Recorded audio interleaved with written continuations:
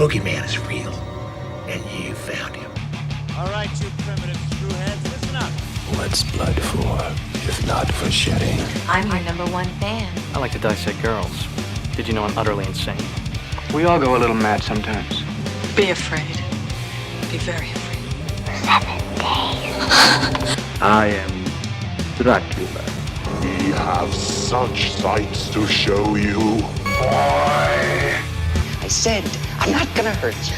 I'm just gonna bash your brains. I am the eater of worlds and of children. What's in the fucking box? They're coming to get you, Barbara. One by one, we will take you. Never get out of bed again! You gotta be fucking kidding. It rubs the lotion on its skin or else it gets the hose again. Welcome to prime time, bitch!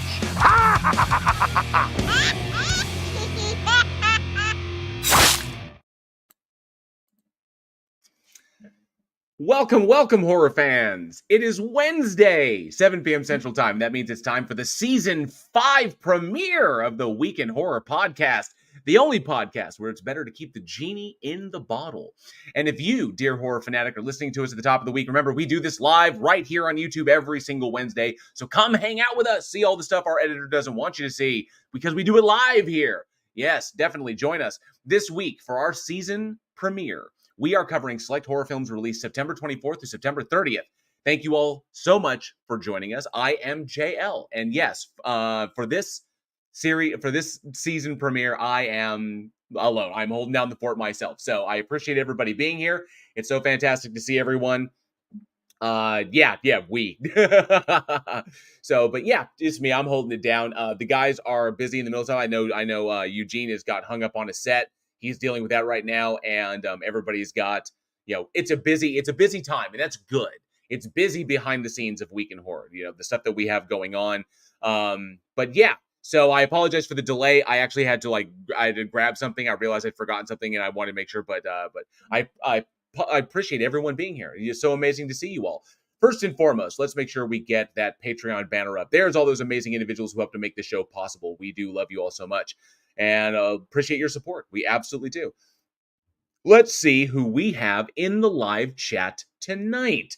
I see Casey Cooper is here. Good to see you, Casey Cooper. Thank you so much for being here. Also, a member of the Army of the Dead. Yes, you too can become an Army of the Dead. You can support Week in Horror right here on YouTube. The channel memberships are like 99 cents a month, and you get access to all the cool emojis that we made for you, and of course, the channel badge as well as a supporter. So we do appreciate that. Thank you very, very much. As a matter of fact, I need to pull up the live chat so that I can make sure if I see anything, because StreamYard doesn't quite put everything out just yet. So thank you so much. See, good thing I checked. Thank you so much, NA, who gifted 1 Week in Horror membership to Sherry Tilley. Thank you very, very much, NA. You are very generous. We do appreciate that. And welcome, Ivy Gentry, who became a member of the Army of the Dead. Thank you so much, Ivy, for that support. We do appreciate that very, very much. You rock. Who else we got here tonight? There's Sherry Tilley, who just became a member. Good to see you, Sherry Tilley. Raven Darkstar as well. Good to see you, Raven. Hope you're doing well. Travis Brown, one of our unflappable trivia winners. Good to see you, Travis, this evening, y'all, and happy season premiere. Thank you so much. Season 5. Yes, we are officially in season 5 of the Week in Horror podcast. 5 seasons.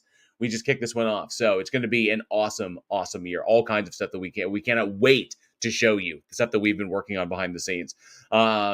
It's wild. It's wild. Speaking of which, and you may have seen it, if you follow any of us on the socials, like if you follow Week in Horror, or if you follow me or Johnny O or Eugene, any of us on the socials, if you may have seen that they are dropping the posters for a new zombie film that Eugene directed and Johnny starred in, called, if I remember correctly, I want to make sure I get it right. Why am I suddenly forgetting this? That just goes to show how terrible of a co-host I am, because we're really, really happy because Kasim Guillotine, who did the special effects on Nail Gun, the special effects on 11 to 6, also worked on this one. And if I remember correctly, I want to make sure I get the name of it right. You may have seen the banners for it. Dang it, where did it go? There it is. It's called Dead End. So it is a zombie flick called Dead End that starred Johnny, directed by Eugene, and also starred Precious Peck, who was also in 11 to 6. You will be seeing more of her coming up because we have amazing stuff coming. But yeah, they're currently working, doing work with that. They're dealing with Rack Focus and, of course, a number of other projects. So they are super, super busy. But let me see who else we got here. Robert Biter's here. Says Series 5. Here we go. Absolutely. Thank you so much for that emoji. And Robert Biter, you won the trivia question last week's episode. So please get me your shipping details so we can get that to you. We have it all set and ready to go. We just need to ship it out to you. So get those to me, weekinhorror@gmail.com, or via Discord. You can message me directly, or any one of the admins via the Week in Horror Discord server. So just be sure you get us those shipping details so we can get you your prize, your Season 5 prize. So has everybody out there seen the new items we have on Teespring, all the new Season 5 stuff? The Season 5 artwork is amazing. So thanks to Josh Olsen. Josh Olsen, our amazing artist, who kicked ass and gave us the amazing stuff you see for Season 5. So thank you very much. Not to mention the TP9000 shirt, the new limited edition shirt. So thank you, Josh Olsen. More about him at the end of the show. So more about him coming up. Something special about Josh, too. Very, very excited to announce that. Who else we got here tonight? I see Strange Lex became a member of the Army of the Dead. Thank you so much, Strange Lex. We do appreciate that. Strange Lex 790. You rock. We do appreciate your support. And I see... I wonder what will today's I'm late. Oh yeah, because I forgot something. Before I came on, so I had to go back. I had to go back in the house and get it. So, who else we got here? Sir Chasm is here. Good to see you, Sir Chasm. Thanks. He says hi, everybody. Good to see you, bud. NA as well. Both members of the Army of the Dead. Thank you so much, NA, and a big long time Patreon supporter. Thank you so much. Who else do we have? I see. I got to scroll this. There he is. Brian Powell. Good to see you, Brian Powell. Says good evening, everyone. Thank you so much for being here, Brian. We love seeing you. Wrote it, no last name. Good to see you, Gabba Gabba. She says, here, but not doing well. Rest up. I hope you're feeling better very, very soon. But thank you so much for hanging out, Rode. We do appreciate that. Elizabeth S. says, hello. Thank you so much for being here, Elizabeth. Good to see you. It's always a pleasure to have you in the live chat. Said, did anyone have jail alone? Oh, yeah, that's right. Late, but I'm here alone. So it happens sometimes. Let's see. Still need 56 subs. Yes, we're very, very close to 1,000 subs here on the YouTube channel. We're trying to push it. It keeps kind of like wavering close to like 950 and then however. But horror content, it's tough. I guess it takes time to get the ball rolling. We've seen some spikes because we put so many episodes up, and I think the horror community has kind of accepted that we kind of know what we're talking about. But it's slow. It requires word of mouth. The horror community is definitely driven by word of mouth. And once the larger projects we have in the works start really hitting the shelves and people become more aware by virtue of the horror films that we produce, then we anticipate a push from that. So look forward to seeing that in throughout the 5th year of Week in Horror. Donnie Does That's here. Good to see you, bud. Says, hey, everybody. Good to see you, Donnie. Thank you so much for all those emojis, Elizabeth S. You rock. Appreciate that. Joshua Lee is in the house. Says, hey, everyone. Good to see you, Josh. Appreciate you being here tonight. And I also see, where'd he go? I'm saving up for the TP9000 t-shirt. Fuck yes. That shirt is amazing. Angel Rivera is here. Says, what up, Week in Horror? Good to see you, Angel. Thanks so much for hanging out. Joshua Lee, yes, I saw that new trailer that you posted up for a new Lovecraftian film, and I haven't watched it yet, but I'm going to. I just have really, I've been crazy busy right now working on something like here at the computer, so it's been like I've been laser focused on that. So I kind of like got this all squirreled away, then went back to work, and then I had to rush back here and do this. So like, you'll know more when we can tell you more. And I see. I think that was everybody. I don't think I missed anyone. So if I missed you, I apologize. But anyway, Sherry Tilly says I have to wait till next month to shop. But thank you so much for checking it out. Definitely pick up one of the shirts or definitely one of the new pint glasses, because the pint glasses look really sick with the Season 5 artwork. Let me see. And Andy says, it's all good. I'm single with a good paying job. My rent is super low. That's the way to be. Absolutely. Congratulations, NANA. So thank you all so much for being here tonight. So amazing to see. So, look at that. Genova28 just popped in. Good to see you, bud. Genova28 says, what's up, guys? Always good to have you, Genova. Thanks so much for hanging out. We do appreciate it. We've got a bunch of stuff, like a couple of things I want to take a look at. And then before we dive into tonight's selections. And this is, I'm excited about tonight's because we kind of touched on some of these topics from a different angle last week in the season finale. So I'm looking forward to diving into some new stuff in this one. But yeah, first and foremost, I have a couple of trailers here. Let me see. The first and foremost, I was super excited. As anybody who knows me Anyone who knows me, I'm a giant John Carpenter fan. Huge John Carpenter fan. You see the poster for Christine, Big Trouble, The Thing. If I move my chair, you can see like Prince of Darkness and In the Mouth of Madness. I'm a huge John Carpenter fan. Always love all his work. And Josh, is it me or is Michael a little closer than usual? That's actually Jason. So we definitely don't want to call him Michael. Raven Dark says, I missed post? Who did I miss? I apologize if I missed somebody. I meant to say hi to everybody. I tried to say hi to everybody because I'm a sucker like that. But let me see. If I missed someone, I apologize. So, but good to see you. Appreciate you being here. All right. Oh, looks like let me make sure I didn't miss something there. Yes, thank you, Anna, who gifted another Week in Horror membership. We do appreciate that. Angel Rivera became a member of the Army of the Dead. So enjoy those emojis, Angel. Definitely. Oh, missed a post? Oh, I said hi to Raven. Anyway, I did say hi to Raven. I'm pretty sure I did. Well, hello, Raven. Good to see you. So, as anyone knows, I'm a giant fan of John Carpenter. Big fan of John Carpenter. Always have been a fan. I mean, even Ghost of Mars, I can kind of make allowances for. The Ward, I can make allowances for. I just love him so much. But I was blown away. I was shocked because I was really super disappointed when I didn't get the opportunity to get John Carpenter's autograph and meet him at the last Texas Frightmare weekend, because the opportunity to get his autograph sold out so fast that unfortunately I could have gone down there, but they pretty much did VIP only, and so 200 people got in there, and then it was cut off. So I wasn't able to get my favorite director and one of my big film inspirations. I wasn't able to get his autograph, which kind of bugs. I don't know if I'm ever going to get the opportunity again, which made me really sad. But I became very, very happy when I found out that he is returning to work, and he has come out. He's he is the legend behind a new series coming out called Suburban Screams, which I am super, super excited about. John Carpenter's Suburban Screams. And we have the trailer here, even though you may have seen it, you may not have seen it, but I hope you haven't. We have the trailer here for Suburban Screams. Let's check this bad boy out.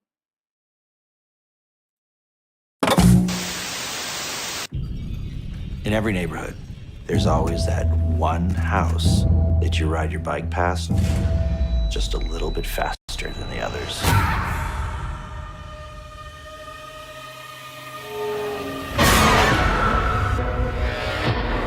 Who would do something like this? We now accepted that we were the hunted. I was scared to death. In one night, police fielded 50 calls about a man in a rabbit suit with a hatchet. This was real. Now you're locking windows. You're locking doors.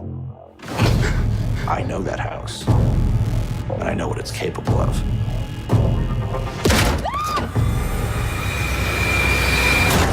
There's something wrong with this place.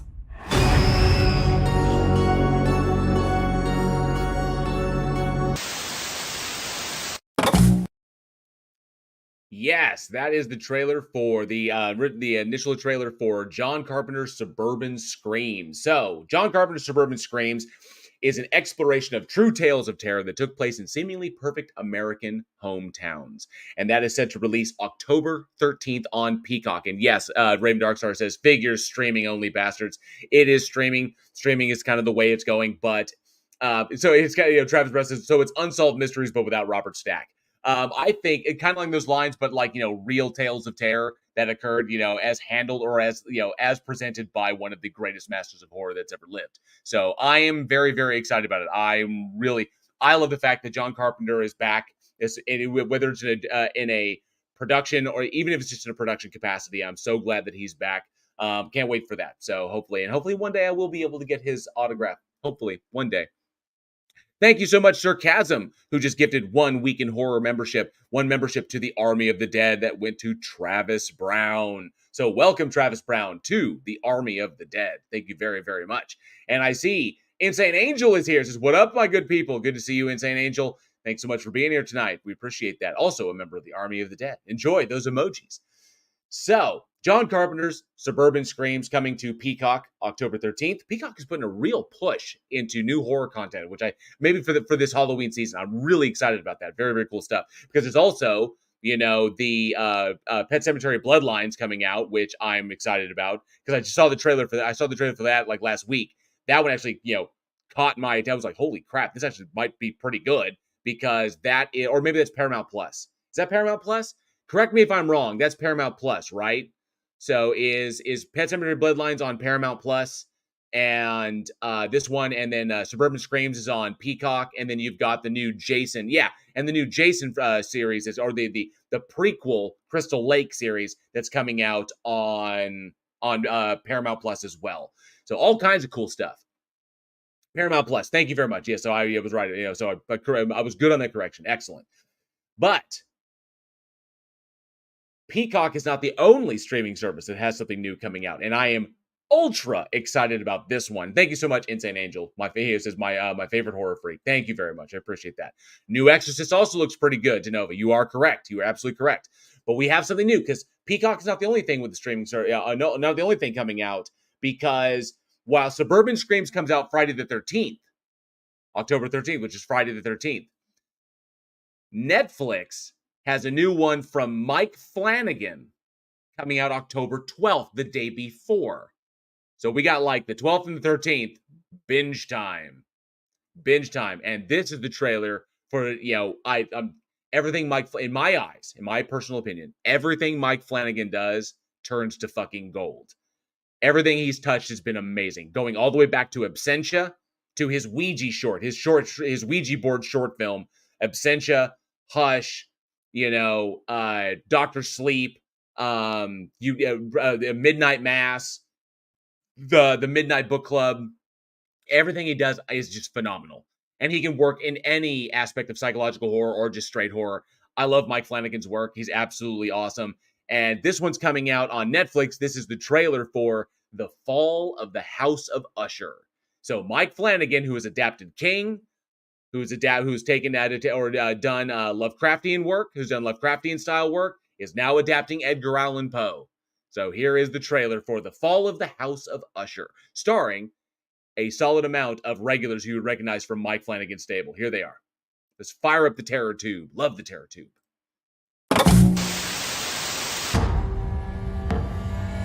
It's time. It's time. It's time.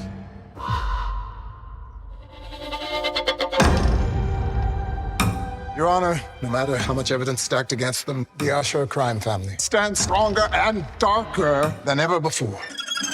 Anyone comes after us, we will exhaust our arsenal until the threat's neutralized. By neutralized, do you mean sued into oblivion on the streets? Neutralized. Like dead. You guys, we really should get together more often. It's just a balm for the soul. Roderick Usher, your family is a collection of stunted hearts whose time has come. Who are you? Consequence. And tonight is consequential.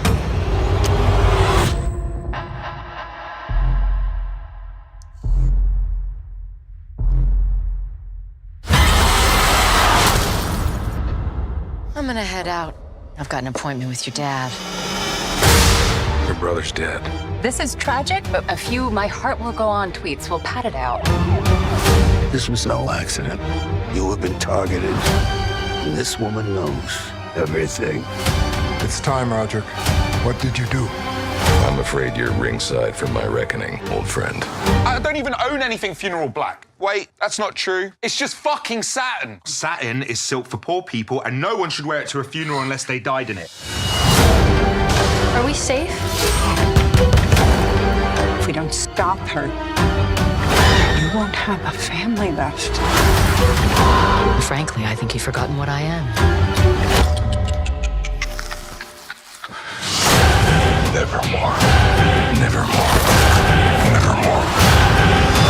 Nevermore.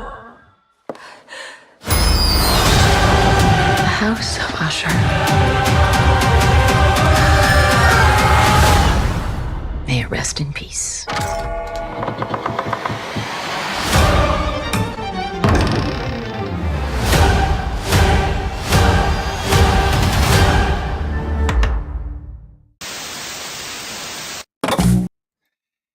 Yes, that was the phenomenal trailer for the Fall of the House of Usher that I am so absolutely looking forward to. It's gonna be fucking phenomenal when that comes out because Mike Flanagan, like I said, everything the man touches turns to gold. Holy crap! Holy crap! I know that was loud. Sorry, I was kind of loud because look who the fucking cat dragged in. Hi. That man said hi. That trailer looks amazing, and it's got Carly Gugino in it, so I'll fucking watch it. Yes. Okay, and it has Mark Hamill. Check this out. This cast. Kate Siegel. You remember her from Hush, and Mike Flanagan's partner. Okay, so Kate Siegel, Carla Gugino, Mark Hamill, Samantha Sloyan. Oh yeah. Samantha Sloyan from Midnight Mass. Right. Yeah. Right. Okay. Bruce Greenwood, Mary McDonnell. If people don't know Mary McDonnell, you should remember her from Battlestar Galactica and a number of other famous actors. But Mary McDonnell, Willa Fitzgerald, and I think Annabeth Gish. People remember her from the X-Files. A whole host of faces that you're going to see that you probably recognize from television. And Henry Thomas, because Henry Thomas does virtually everything that Mike Flanagan does. So an amazing fucking cast. And to tell a classic Poe story that is not just the Fall of the House of Usher, but also takes elements from other Poe stories. Yeah, because you got themes of the Raven in there. You got themes of Cask of Amontillado. You got all this. I mean, it's what they've done with Poe stories since they've been making Poe stories into film. You're not going to find an actual good produced Poe film that's just one story. They're amalgamations of all of them, which is kind of a cool thing to do. So yeah, Corman did a lot of that. If you look at films like Lance Hendrickson's Pit and the Pendulum, which came out back in the 90s, so they'll take elements from all pieces, and it looks like there's also you mentioned the Raven, there's the Fall of the House of Usher, and it also looked like Cask of Amontillado and the Mask of the Red Death. Yep. So because if you look at what Mike Flanagan has done over the course of his career, the amazing work that he has done with movies with series like Haunting of Hill House, Haunting of Bly Manor, Midnight Mass, which was fucking brilliant. Dr. Sleep, which was fantastic. Absentia, which was amazing. Hush, which was one of the most taught serial killer films. His mastery of cinematography is his ability to frame a scene. The way he understands light and is able to convey that is absolutely astounding. And that's why I love everything he does. You never think that Stephen King would ever like Kubrick's The Shining. But Mike Flanagan actually managed to bridge the gap between Kubrick's The Shining and King's Dr. Sleep and bring those two together in a way that King was like, oh, okay. I'm cool with it. All of a sudden, he's like, really? That's how good. Well, I think for that particular film, it was not the lighting. It was more so the fact that he was able to reconcile the ending that he hated, Kubrick's ending that he hated, and the what happens in Dr. Sleep. But overall, no, Flanagan, he's fantastic. He's a great storyteller, visual storyteller. He's excellent. So. I'm seriously considering doing kind of a Mike Flanagan double feature over on the Discord to show Absentia and Hush, because most people haven't seen that. He also did Oculus, which was a fantastic little film, way better than you'd think it was about. Evil Mirror, very King-like, but the way his characters are portrayed, the way his characters are beyond compelling, which I really, really love. So, but I was thinking about doing it because Absentia and Hush, I think, are two of his most underrated films. So, and I was thinking about doing a double. Maybe. I mean, if those are good films. Obviously, I'm a huge Gerald's Game fan. Oh, Gerald's Game, yes. Oh, and Ouija: Origin of Evil, which shockingly, as a prequel, see, I couldn't get into that one. But it's actually better than the original Ouija. It's like when you did Ouija. That's not hard to do, man. That's not hard to do. Okay. But it turned around and it was kind of like, holy shit. And plus, there are universe connections in Ouija: Origin of Evil. There's universal connections to Gerald's Game that he did in the field that he did later, but also to Oculus, which he did before. So he's created the whole kind of Mike Flanagan verse, which is pretty fucking awesome. We're gonna get the MFU. The MFU, the Mike Flanagan universe. So I'm looking forward to it. But definitely, if you are listening to this afterwards and you're let us know down in the comments below. We have a very, very, very exciting October coming up. Many things that are coming out. And like so much I think it was Casey Cooper let us know. We got The Exorcist Believer. We got It Lives Inside. We got Five Nights at Freddy. We got Suitable Flesh. We got Poor Things. Not to mention we've also got the two trailers we just watched, The Fall of the House of Usher and John Carpenter's Suburban Screams coming to Peacock. So let us know down in the comments below. What are you most looking forward to? What new series or new film are you looking forward to this upcoming month of October? We have so much stuff. We are being inundated with what looks to be like amazing shit, and I'm excited for a lot of it. So let us know what you're looking forward to down in the comments below, or weekinhorror@gmail.com. So I can tell you what I'm looking forward to. I'm looking forward to the end of the WGA and SAG-AFTRA AMPTP strike. I would love that to end in a positive way. Again, supporting the SAG and WGA. But yeah, that'd be great. That's what I'm looking forward to. I don't think that's just going to happen anytime soon. Robert Biter would like you to know, portrait mode. It is a crime. Yeah. There you go. There you go. Yeah. And Five Nights at Freddy because that's right, because Matthew Lillard is going to be in Five Nights at Freddy's. And he must have needed a fucking paycheck. I don't know, because he signed on for a 3-picture deal. So he needed a paycheck. I don't know, maybe. It's interesting. Blumhouse is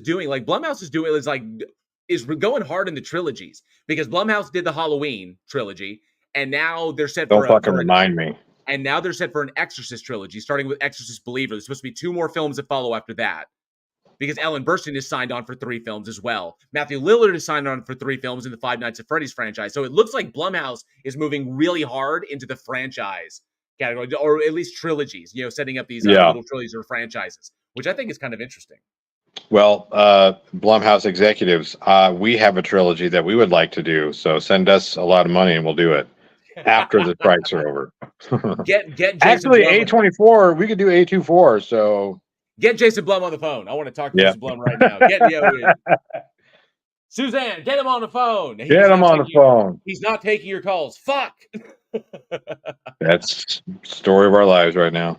Absolutely. Holy shit, Jefferson Spatchcock is in the house. Howdy, Plothole is here. Howdy, JL. Howdy, PH. I don't know who PH is. But good to see you, Jefferson Spatchcock. Thanks so much for hanging out tonight. Is that PH? Oh, Plothole. Yeah, that's me. Plothole. Okay, howdy, Plothole. Gotcha. Yeah, but good to see you, Jefferson. Thanks so much for being here. And Sir Cabs would like to know now you need your hat. Oh, shit. It's missing. Hang on. I'll fix it.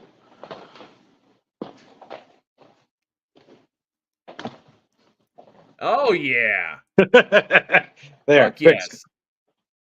Johnny looks like he's ready for bed, says Denova 28. What's that? Bed? Fuck. You guys sleep? Ready to go. Oh, right. The past 2 days, this is what's wild. It's like, the past 2 days, sometimes you get on a kick and you just start going. And that's where I've been. It's been like at this computer. And the only time I'm really getting up is to eat, work out, or stretch my legs. And so because once you get into a particular deal and you just start running, and I'm very excited to deliver what I've been working on to you guys, because I know you guys are waiting for it, but I'm really, really happy with where it's going, and finally kind of overcame some hurdles. And now it's, I'm almost done. I'm literally almost done. So speaking of which, I do need to speak with you about those particular things. Some other things have developed that we need to speak about. So when you get a second, you need to take a break from all that keyboard clacking. All that creating. Exactly. Creating worlds. I am a capricious god. Oh, no. Well, let's see. Jefferson Spatchcock says, JL, I have a horror movie script idea I'd love to run by you. I came up with some ideas that I think are nuts, but the structure is lacking. I'd be happy to talk with you about that. Definitely. Message me on Discord, and we will find a time when we can sit and have a chat. Absolutely. All right. So I'm excited about the upcoming stuff that's upcoming in October, and I think it's because this is a fucking horror film podcast, and it is the season premiere of season 5. By the way, did you see the new trailer that I cut? I did. I thought I commented on it, but I guess it didn't go through, but I did watch it. Good. It looks good. It's missing the quippy stuff from the hosts, though. It could be what? It's missing the quippy stuff from the hosts. Oh, that's true. I went a little bit minimal. I like the classic lines and chose some new No, it's stuff. fine. And, It's fine. I appreciate most of the choices that you made. Some of the I don't particularly care. I about figured them, I was but- gonna get some shit for having like fucking Otis in there at the very beginning. It's like, why you putting fucking House of 1,000 in that bitch? And like, hey. I mean, look, I don't give a shit. At the end of the day, fuck. As much shit as I give Rob Zombie about his films, he's got 8 things that I don't have, and that's 8 features. So there you go. I look. I gotta give the guy fucking credit for what he's done. Okay, I don't particularly care for the films that he's made, but I will give him credit and respect for the fact that he's able to do that. So Awesome. Oh, and we also have I finally got the emojis done. So now they have the access to all the emojis in the live chat now. Sweet. So I'm really happy about that. Let me see here. Oh, it looks like, thank you, NA for gifting another membership to the Army of the Dead, and welcome Brian Powell to the Army of the Dead. Appreciate that. Please enjoy all of those new emojis that I made, all those emojis that we've made for you, and of course the channel badge. Thank you very much for that support, bud. All right, let's dive into our selections tonight. So, up first, we've got the other half of the coin from what we talked about last week. And so this film released September 24th, 1993. I was 13. We have The Good Son.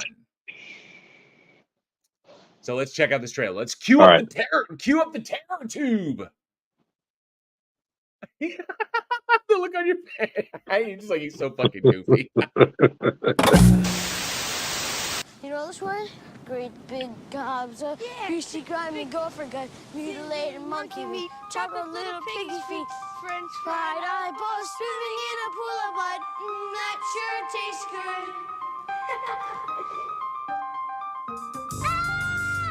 Henry, come on down here. Behind his smile lies a secret. Here, made 2 of them, so we could be brothers. Hey, Mark, come on, let's go. Where are we going? Behind his eyes lies a plan. Who is he? This is your highway. Wow. What are you gonna do with it? And behind the image of a good son Coming? So what are you guys up to out there? Sorry, Mom. Top secret. Where are we going? We're here.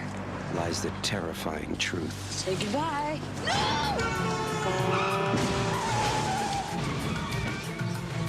Do you know you did?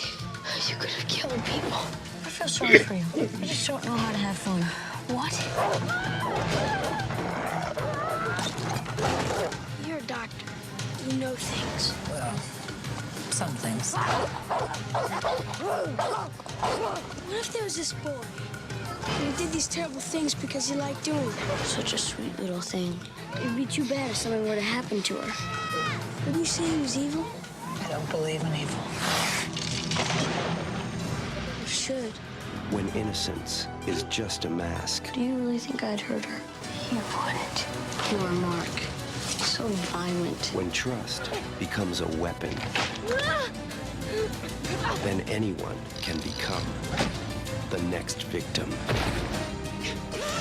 Henry. No! Susan!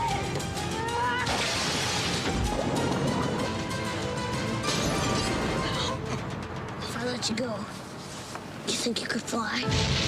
Macaulay Culkin, the good son.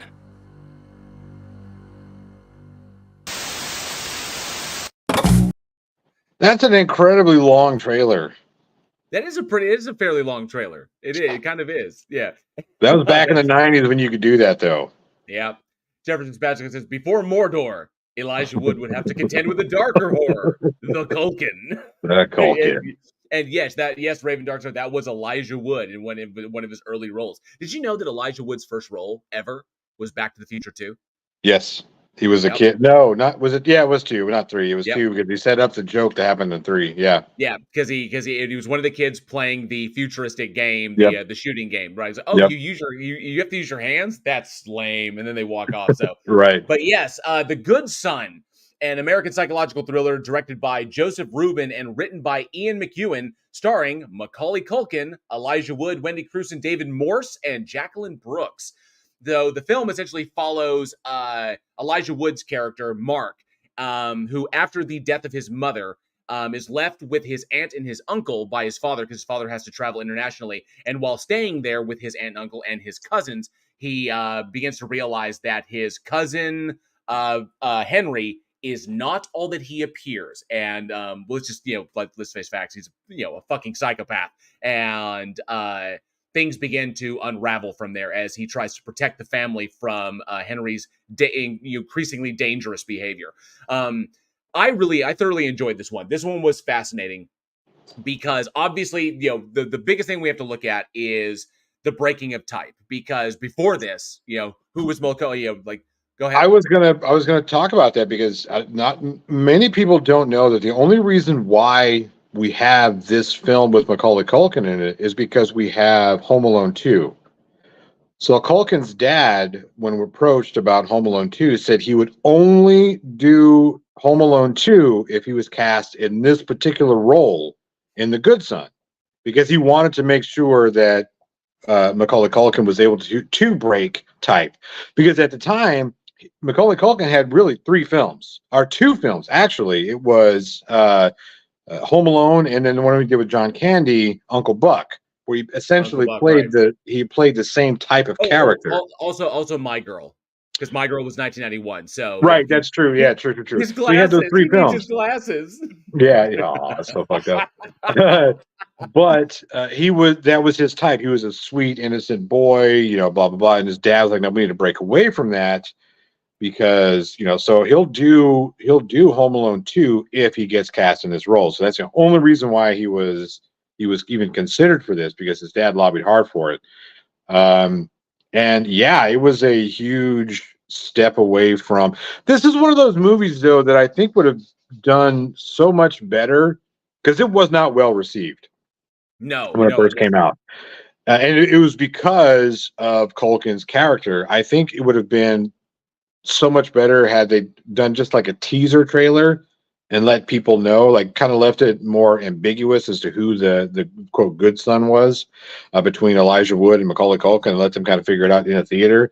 Like the trailer gives away way too much of the plot, way too much of what's going down.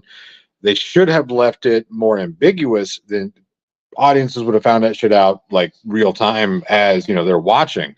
Because you got to remember, the internet, whereas it was kind of around in the early 90s, it wasn't anything near like it was today. Right.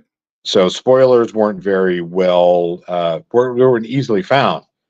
And that's where I think this one misstepped, because it's a very good movie. I mean, solid storytelling, solid acting from the cast. I don't think there was one bad character in this thing. But I just think that it fell flat because of marketing, and we see this a lot with film. The one thing that I typically saw, now there's a lot of comparisons between Good Son, and we talked about it last week in the season finale. We talked about Mikey and how these ones are so different. Now, obviously, someone brought it up in the live chat that, what is that? So Sarcasm brought up much better acting and directing than Mikey, in my honest opinion, and correct. So the source behind this, the English novelist Ian McEwan, who wrote this, he decided to go off and he wanted to do a project, a screenplay where he examined evil, and particularly when it surrounds kids. And so he had this idea, and it was after he wrote the novel The Child in Time. And so that's when he kind of ran with this, and he wanted to go with it. And based on following the success of Home Alone and movies like Silence of the Lambs, where it was demonstrating kind of like there was an appeal for movies about kids and movies of an extreme, almost like an extreme thriller. I say extreme thriller because they won't say horror, because that's a big thing on that one. But given that, it allowed the studio to, it enticed the studio to take a chance on this particular one. And, given the pedigrees behind it, they were able to attract big talent like Macaulay Culkin, Elijah Wood, and David Morse, and Wendy Crewson, Jacqueline Brooks. So a lot of legendary work in there. Unfortunately, with Mikey came from less established pedigrees, talented people behind it. And Brian Bonsall, in my personal opinion, conveyed the same type of character, but I think conveyed it actually a little bit better than Macaulay Culkin did. And that's why, and I think why that's what hindered Brian Bonsall's career afterwards because it was too realistic, too frightening. Whereas with I don't know.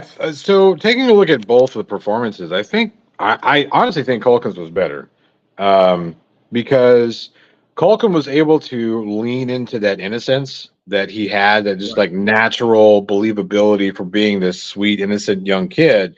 He was able to really lean into that, which ultimately made his character far more creepy when it come out that he's, like trying to shoot the fucking cat and, throwing dummies off the bridge. Spoiler alert, by the way, throwing the dummy off the bridge, and that he's the one who actually killed his younger brother and trying setting up his sister on the lake too. Exactly, right. So I think that's what made Culkin for me better than Mikey, or the good son better than Mikey. I just thought because he was a more complete character, whereas Mikey was like one dimensional. He was like, I'm just gonna fucking kill things. Well, the difficulty in that one, I think, was in the storytelling, because the individuals who were behind writing Mikey did not have the pedigree of like someone like Ian McEwan, who has a better understanding of a number of these areas in order to convey the characters more appropriately. Whereas what he conveyed in Good Son, Macaulay Culkin was portraying an individual who was born broken. That this is an individual who's a born sociopath and then engaging in these sociopathic behaviors, whereas Mikey was a product of the abuse, of the barely mentioned abuse, but essentially like he was severely abused and became a monster, which is why there's the destructive elements, like, when he was stabbing himself with a thumbtack, and how he fixates on certain things as an alleviation to his own internal suffering, and how his rage and lack of impulse control come out as a defense mechanism, whereas Henry is more Machiavellian and more sadistic, but also scheming in what he does. He's not as blatant, whereas Mikey will literally be like, I don't like you, bow and arrow to the fucking face. Right. And, we'll worry about it later. So the difference between a psychopath and a sociopath, I think, in the eyes back in the 90s, when that was the rudimentary understanding of these conditions. And so Brian Bonsall, I think, portrayed that very effectively. What else he did with his story? I mean, he essentially, especially for people who had children at the time, like I watched this movie as both a kid. I was, like I was 13 years old, and I've watched it as an adult, and it hits different as an adult with children. Now, I have 4 kids of my own who, I mean, I've got a son, whatever. He's got some challenges, whatever. Nothing like Henry or Mikey, obviously, but the Good Son definitely stirs up that conversation, at least, internally as a parent. What would I do in this situation? What am I doing to prevent my child from turning into a Henry? You know what I mean? I think also what you don't see, because how blinded are you by the fact that you are a parent, just like Henry's parents were blinded by the fact that they couldn't possibly be our son, until all of a sudden faced with the horrifying reality, when all of a sudden, when you're dangling off a cliff and you're like, what the fuck, Right. Yeah. So I think the thing that makes the Good Son but I will hold the position that while I think Brian Bonsall served the script a little bit better and was a bit more terrifying than what Henry was, than Henry himself. Overall, The Good Son is just a better film. It's better shot. It has more compelling characters, extremely talented actors behind it. The story was, I think, not so. There was a nice pacing to the story, unlike Mikey, which is very, very staccato, very kind of like bam, and then like kind of drag, then bam, and so it's interspersed by all the moments of violence. The extreme violence elevates the moments where the exposition drags, whereas we don't have that. What we have is the audience. What I thought was brilliant in what Joseph Rubin did, and the way the film was constructed, was how we follow along with the growing, not only in the growing realization of the parents and of Mark. We, like, the audience follows along the growing realization of how bad this kid is, but we also get glimpses into Henry's mind that they are not aware of. So we actually also follow along with Henry's growing distaste as he grows to embolden himself to take more violent and more vicious action. So we are actually, what I think is cool with that character, like one thing as a character study, when you're talking about effective ways to portray characters, both as a writer, a director, I say both, but as a writer, director, and especially as an actor, when you look at the Henry character, he's meeting somebody for the first time, or meeting like the circumstances have changed, right? Like he probably had met Mark before, but because this now my cousin's coming to live with me, I kind of have to put on this little bit of a mask, this facade of who I really am. Like if you think about it, we are first introduced to Henry wearing a literal mask, right? Which is not an accident. And he pulls it off to reveal himself, right? Yeah, that's not an accident. That is a very well crafted storytelling moment there, because in 2 seconds we get exactly what's going to happen in the plot, or at least the character arc with Henry. We see that this is what's going to happen. You're going to get this masked character, and he's going to take his mask off and reveal who he is. Right? Boom. You're hit with that upon the first thing you're hit with when meeting this character is that. And that's not just a cool thing to do. It's a great storytelling element. Yeah, but we also, and this was fantastic about how Elijah Wood takes it, because Elijah's approach to the character was that he is coming from tragedy, where his character is the result of tragedy, whereas Henry's is the source of tragedy. And so the mask differential is apparent there, because Henry first shows up wearing a mask. We first see him there, and he has to remove the mask to actually reveal the mask. Like this is what I give to people. This is what I really am when he covers it, like the identityless, the faceless entity of destruction. Right. Whereas Mark comes in as a product of tragedy and needs the mask to escape what exactly. He is, like this is the opportunity to not be me.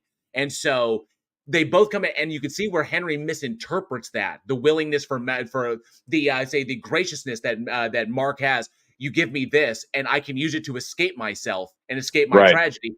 Henry misinterprets that as he's like me. He's like me, exactly. Right. And so many good things are happening in that opening scene, in that scene with the meeting of these two kids. So many good things are happening there. Those types of story elements. This is you of all people know that I like slow burns, and this is definitely a slow burn.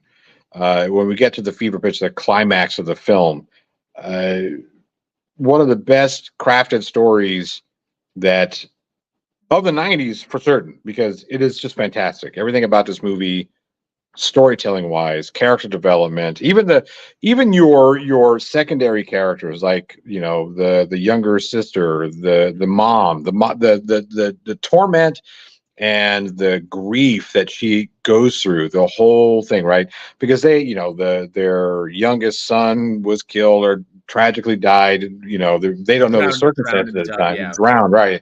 And she blames herself. That's trauma. Exactly, right. Blames herself, and then coming to the whole arc that she comes to the realization that I didn't do it. It was my other son who did it. But then again, that's still on me because I'm the parent. Right. You know what I mean? Like those little just extra attention to detail when it comes to character building and character arcs is what makes this movie a fucking fantastic movie. Yeah, the character arc of the mom is what ultimately is what really makes up kind of the second and the third acts. Is she's coming to grips with the shift in the acknowledgement of where the tragedy stems from, because she blames herself for being inattentive, but pardon me, but then realizes that it wasn't her inattentiveness, it was Henry's, but it's still her inattentiveness because of her inattentiveness of Henry, and realized that Henry was a threat. So she just shifts that. And in that shift, she has forced to make, this is what I love about the film. The film, like Mikey, never presented this, is the horror of moral quandaries can be horrific when taken to their extremes. And Good Son does that very effectively with the horror of the moral quandary of a parent having to choose between their direct offspring and recognizing that in a way it's their fault for allowing it to get to this point, and realizing, but also recognizing this individual is a threat and will either do me in, do all of us in. I still have another child. I have my daughter that I can't lose, and I almost lost her. And so having to make that choice in that final climax, one child in the other, one child in this hand. And your son in one hand and your sister's son in the other, and having to make that choice. And then I love the part where you get the voiceover from Henry talking about, or from Elijah Wood's character, Mark, talking about, I've never asked her if she would make the same choice. Oh, I'm always curious if she would make the same choice, but I know that I'll never ask her. Yes, that is such a poignant fucking way to end that movie, because yeah, I mean, a lot of us like talk all these games like, oh, if I were in that situation, this is what I would do. How the fuck do you know? You've never been in that situation, right? And then for some of us who actually get put in that situation, you make a choice, but you'll spend the rest of your life second guessing that choice, especially in this type of situation. You will spend the rest of your life figuring, did I do the right thing? Would I do that again if presented with the same, not only like, this is a moral choice as well. She's literally choosing between good and evil here. Right. So that was tough. I think that's what sets it apart, because it was willing to take a big risk like that and put these big questions up in front of the audience and force them to kind of like reconcile these things themselves. Right. Whether because I've talked with fans online that disagree with the ending, that she should have attempted to say both, or that it should have been written in that the husband showed up because the husband was at the house, so the husband should have known and the husband should have helped out. That something should have been, or that Henry should have survived the fall in some way, or Henry should have disappeared, that they never should have found his body, that Henry was ostensibly like a force of nature that came into the world and then blew out. Like, and that if had they done any of that, it would have completely ruined the movie. It would have completely ruined it. I have to agree with that. I would agree with that totally, absolutely. But definitely a fascinating film that I think approached the subject a bit more honestly and didn't go solely for the gut, but I mean not for the gut in a visceral way, but went for the mind, which I really did. The darkest areas of our minds where we have to explore that's these things. probably the secondary reason why this movie didn't do so well, because it forced people to think about these types of things. Like, it forced people to come to grips with, there are some kids out there that are fucking pieces of shit. They just are. Like questioning certain behaviors, little things that pop out. Like, he was kind of like, because you're suddenly hyper aware. As a parent, you're suddenly hyper aware, and suddenly you're analyzing everything that comes out. But then you wonder if you're over analyzing or are you under analyzing, and then you kind of like, and that just that's the difficulty of it. Yeah, I mean, it expressed not only the terrifying reality of having someone be this kind of a monster in your life and recognizing that, but also the responsibility of the parent and the difficulties of being a parent and the choices that a parent has to make, which is explored both brilliantly. So a very, very strong film that I thought was one of the better evil kid movies. Yes. Yeah. Absolutely. And then, fucking Life Imitating Art. This was 3 years before Columbine. So 6 years, because that was was it 6 years? Yeah, that was 99. Was that 99? I thought that was whatever. But yeah, I mean, these are legitimate conversations that people have to have. You know what I mean? And it's a fantastic film. Anybody who says it should have ended any different is a fucking idiot, and I'll say that you're an idiot. All right. Well, I want to say hi. We got some people popped in. Sally Skellington is here. Says, "Hey, folks, good to see you, Sally." And I see Tony Regime as well. Good to see you, Tony. Thanks so much for being here. And Javier Hara is here as well. Says, "Hey guys, what does that mean? Johnny likes slow burns. Something happening between the two of you that we need to know?" Well, look. All I know is my doctor prescribed a cream. Okay.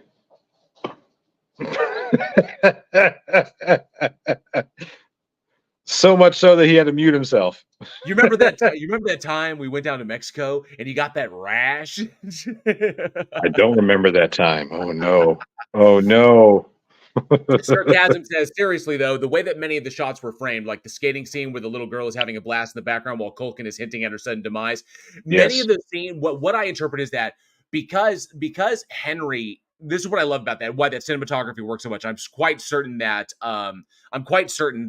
Eugene would point this out, is that the way Henry is framed, the way Macaulay Culkin's character is framed, is that he is a predator.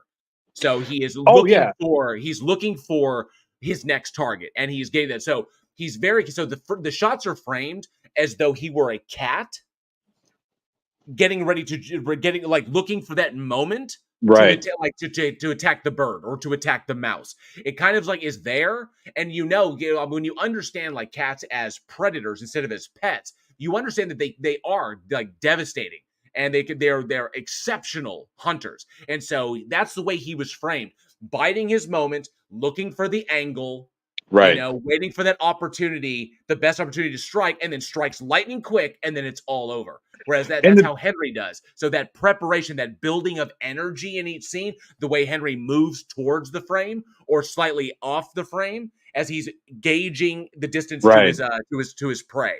And that's what I loved in that approach. That's why you notice all of those long shots, the slow zoom ins or the slow zoom aways or those good turning deals, because that's what hunters do. Right. Is the vantage point that they get on their prey. So when you look at like Mark, where Mark is framed when Henry's the center of the moment, everybody is in Henry's vantage point. So everything is all like moving to get the best angle on somebody. Whereas everybody else's perspective, it's always static. There's Mark, there's the doctor. There's Mark, there's the dad. There's Mark, there's the mom. There's Mark, there's Henry. But when Henry's in charge, it's always, how is he going to get the angle? What angle is he going to use against his opponent? Especially you see that no more than in the sequence when Mark finally gets it, gets his dander up, or finds it, and it goes after Henry with the scissors, because then all of a sudden it goes from Henry's perspective to Mark's, because Mark's in control, and then Henry acquiesces, and then it goes to Mark. So, and then it was beautifully done, wonderfully structured. It's very Hitchcockian, by the way. Agreed. The showing them what's about to happen, letting that be the build of suspense. It was a great usage of that Hitchcock theme of, here's impending doom. This is what we're going to do. Like, we all knew what was going to happen in the skating scene, right? We all knew it. It was telegraphed, but it was telegraphed on purpose to let that be the tension builder, which is great. I wish more filmmakers would do that.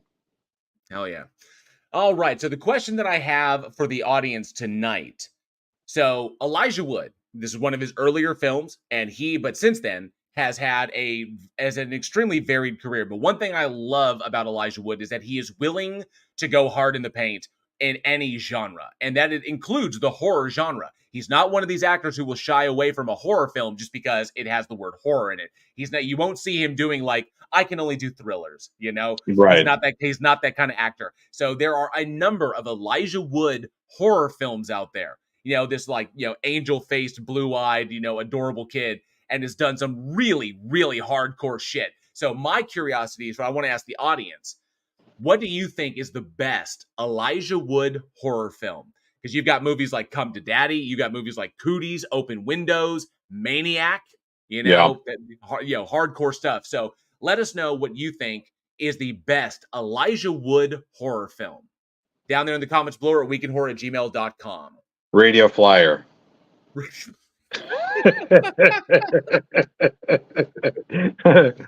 Oh, Radio Flyer. That's right. Oh, Sarcasm says Sin City. Phenomenal. But Maniac is my favorite. Fuck yes. Oh, a lot of love for Sin City. And he was fantastic in Wilfred. Wilfred. In Wilfred, he was great. Like that show was that is on my Mount Rushmore of television shows. I think Wilfred is one of the most underrated television shows of all time. It was so clever and funny, and Elijah Wood and Jason Gann, they were great. They were fucking. Go ahead. And the way it ended, poignantly, because it comes down to I like that in the idea of being able to reconcile who you are, and recognize and because the whole point is the whole thing of it, it's the denial of who he is and what he is.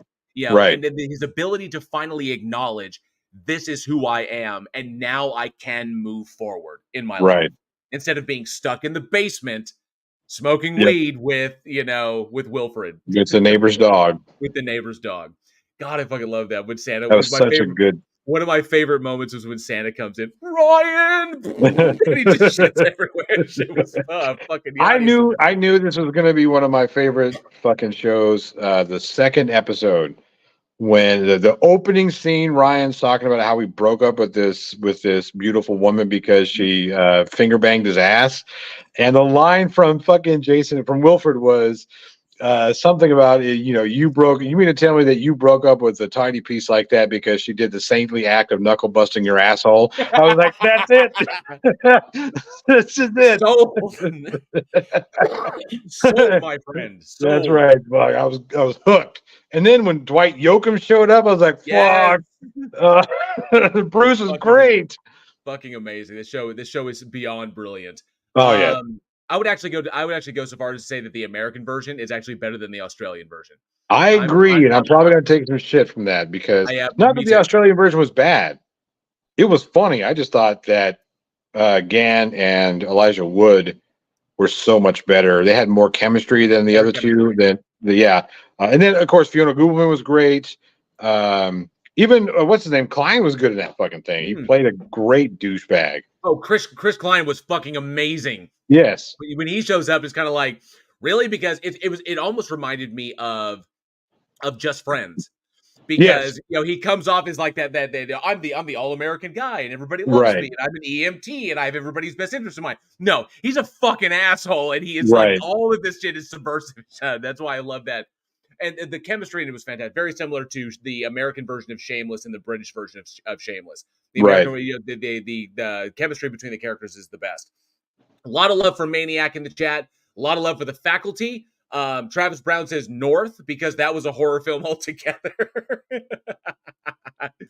But a lot of love for Sin City as well. Absolutely. Joshua Lee says, does it count if he was just the producer? Or does he have to be in it? Because then you got movies like Mandy, Color Out of Space. He's got to be in it.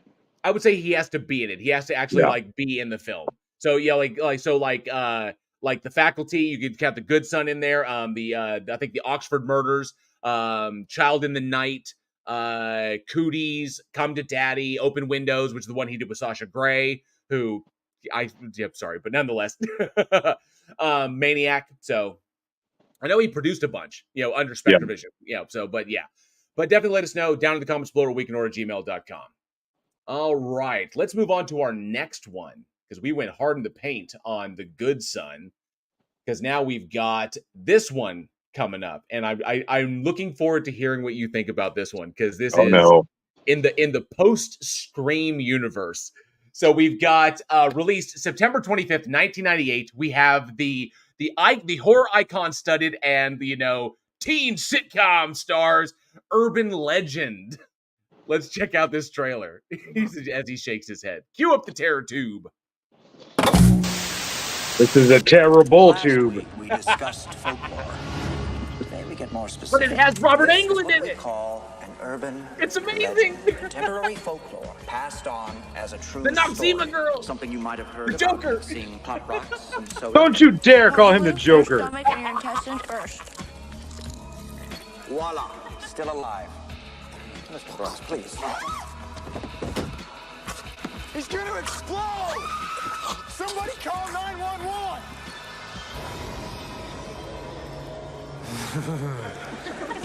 They are the legends we've all heard. Gang members drive around at night with their headlights off, and when someone goes to flash from their high beams to warn them, they kill them. The stories we've all told. A guy and a girl, and they're parked out in the woods. The guy steps out, and the girl starts to hear these scratching noises. It's her dead boyfriend hung from a tree. The tales we've all listened to. Isn't there another story about a guy with an axe hiding in a woman's back seat? My mom still checks the back seat before getting into a car. But just because it never happened doesn't mean it never will. The decapitated body was found in her car. I knew I should have gone to NYU. This girl, she could have been any one of us. What if there is a lunatic on campus? What is he gonna do next, huh? Maybe put spider eggs in Bubblicious? The idea of an urban legend serial killer. It's a stretch. Calls coming from inside the house. Could it be an urban legend?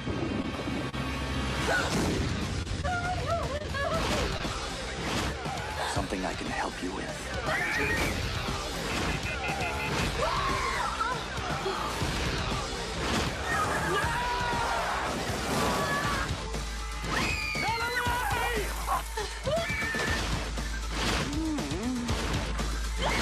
want to know what's going on here.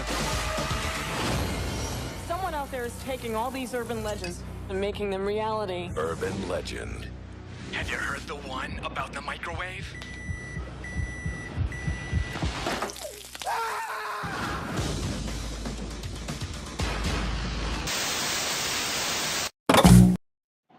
Someone's taking their love of urban legends one step too far.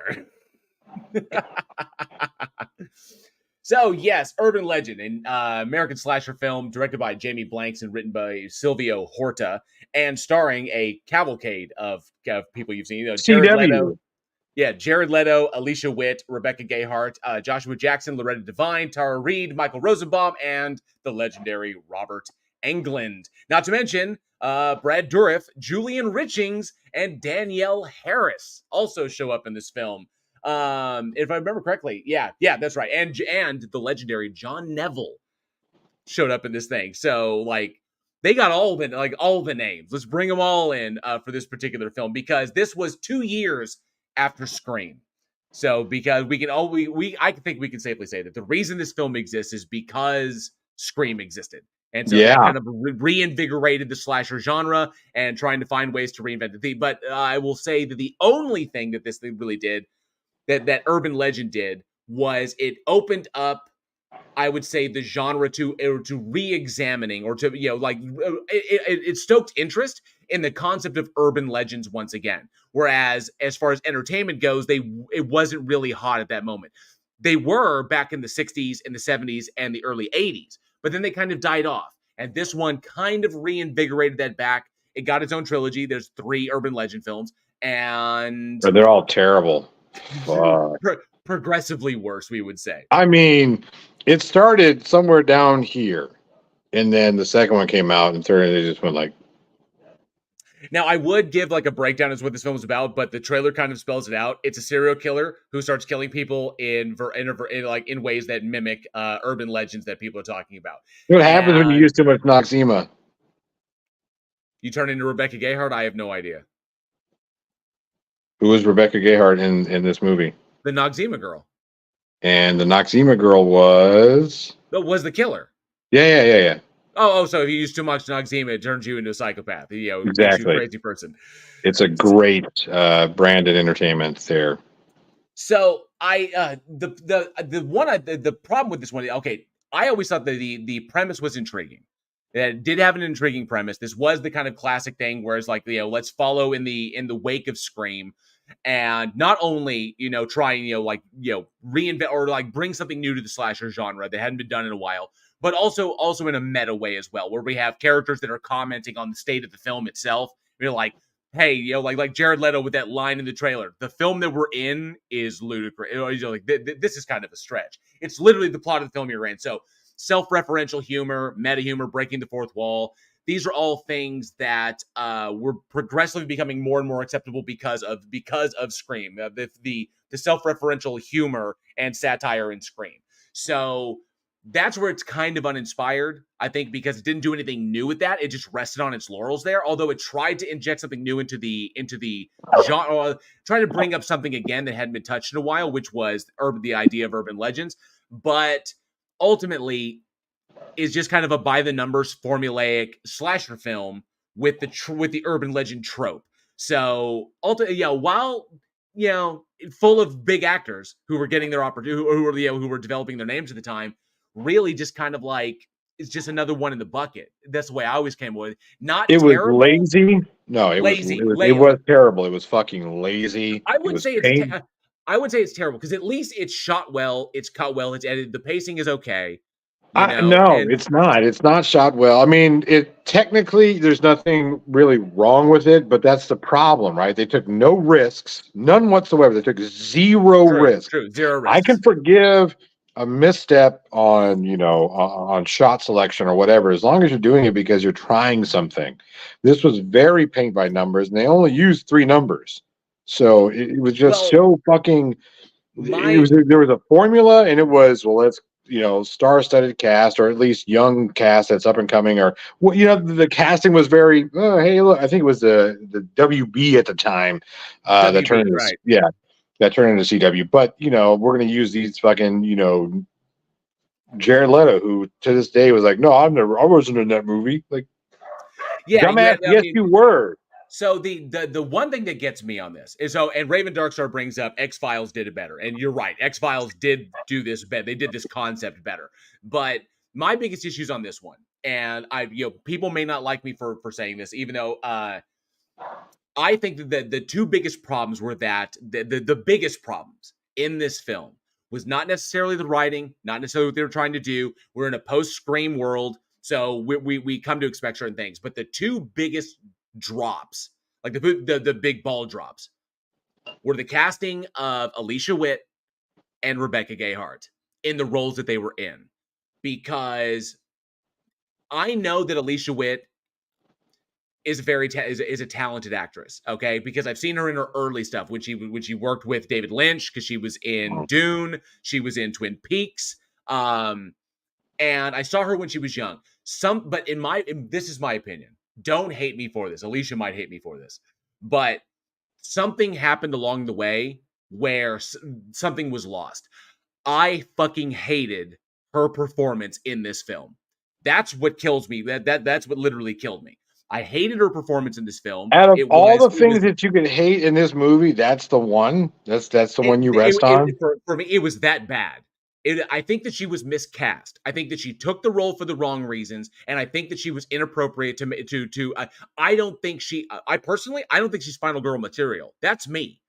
That's just my personal opinion. I don't think that Alicia Witt is final girl material. She's a fantastic supporting actress, fantastic in an ensemble, but as the final girl, no, that she doesn't work. There was something very wooden and very, very there was no affect in her performance whatsoever, which you need when you're a final girl. That's why Neve Campbell, that's why Jamie Lee Curtis, that's why, even well, but you got to remember, Jamie Lee Curtis, Neve Campbell, not so much, because she was Party of Five and all this. So she had some stuff that she had done before she became a final girl. But you got to remember that the vast majority of final girls, especially the original final girls, what's her name in Texas Chainsaw Massacre? You have Heather Langenkamp. You've got Ashley Amy Lawrence. Yeah. So you've got they were fresh faces. We hadn't seen anything from them, really. We had really seen anything from those. Hell, Jamie Lee Curtis was in one movie as a waitress before she did Halloween. So we didn't really have the pedigree that what's her name did in Urban Legends. We didn't. So I agree. Yes, there was a miscasting there, and I think it's because we've seen too much of this actress before. With all the other final girls we have out there, we hadn't seen much of anything. You know what I mean? Tony Regime says Arnie is the weirdest final girl in Predator. It's very true. But he does have the scream too, so. So that was the first part. It's kind of like a two-part thing. It's like I thought Alicia Witt was horribly miscast in this, and I think that casting Rebecca Gayheart, while an attempt to be edgy in that because of her image, now they've made her the killer. They actually gave it away in their attempts to try and hide that fact, because Rebecca Gayheart's hair, because there are moments in the film when you see when you get glimpses of who the killer might be. The difference being is that when you actually glimpse the killer's hair at one point, their hair is straight, but Rebecca Gayheart has bouncy curly hair, and so they had to hide that in order to obfuscate the fact that she was the killer at the end, because then she pulls off the Eskimos or the snow jacket, and then there's her hair all big and bouncy, when we know that wasn't the case beforehand. And there were mistakes that were made in trying to force her as the killer and trying to cast Alicia Witt. They drove this down. The mistake was with casting her as a killer. When you have a bad villain and you have a bad protagonist, that's that's the issue. Everybody's surrounded, like, you got Jared Leto, who is a competent, who's a good. I like him as an actor. He's terrible. I think he's a fucking shit actor. Jared Leto, Joshua Jackson, okay, Michael Rosenbaum. You have talent there, okay, but they don't use them for anything other than plot jeeps and exposition, exposition vehicles. Which was I think where the movie ultimately fails is because of its casting. and it just wasn't well thought out, and just it gives us, it lets us know it was slapped together. This is just piggybacking off the screen. So the idea about I think casting for certain, but I also think they tried to fit too many urban legends in there, right? It's like, come on, for one person to be able to pull all that shit off in the span of they have to be John Doe from Seven, right, exactly, and or so I was like, Jigsaw. come on, Jigsaw man. could do it, Right.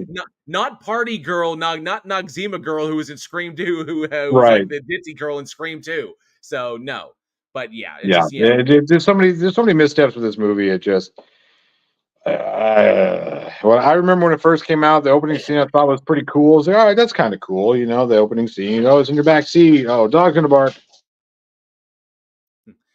And Supernatural did this better as well. Like a television, like a non-R-rated television show, Supernatural did this better than did this film concept better than that.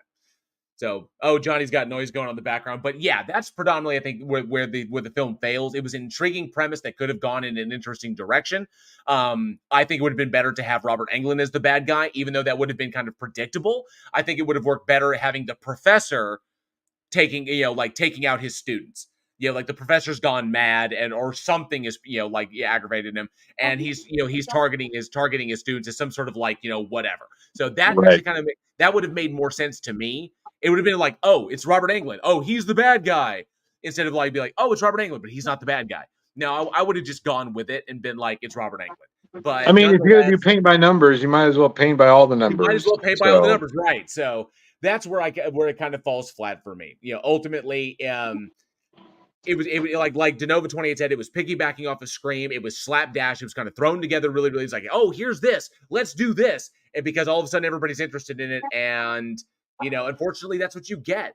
When Friday the 13th came out, you got a slew of shit that followed behind that. Some gems, some real gems.